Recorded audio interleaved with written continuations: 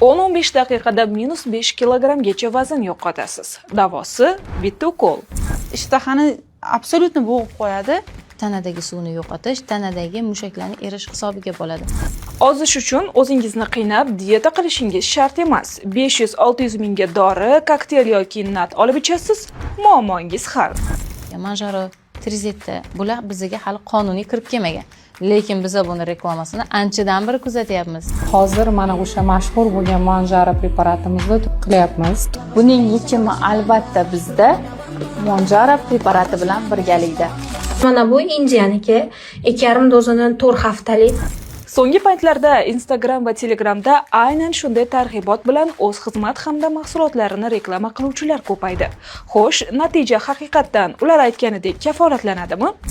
Katta qorinli 100 kilo, 150 kilo odamlarning qorinni yo'qotaman deyish va uni yo'qotaman deb katta dozada lipolitiklarni qo'llash umuman mumkin emas. Ozdiruvchi dorilar tanada qanday ishlaydi? Zarar va foydali jihatlari nimalardan iborat? O't qopida mayda toshlar bo'ladigan bo'lsa yoki o't qopida dimlanish bo'ladigan bo'lsa, bu ukollarni qo'llashimiz mumkin emas. Kistalar, miomalar xavfi bor, lekin doktor tomonidan nazorat qilinsa bu narsalar yuzaga kelmaydi. Hammaga birdek mumkinmi yoki qabul qilish tavsiya etilmaydigan holatlar ham bormi? Ularni kim qo'llayapti o'zi?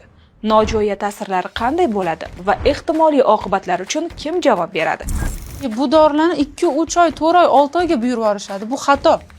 Realniy kamera uchun emas, hali biza boyagi dori preparatlarini, tanlov preparatlarini bemorga tavsiya qilayotgan payti bizda cheklov bor.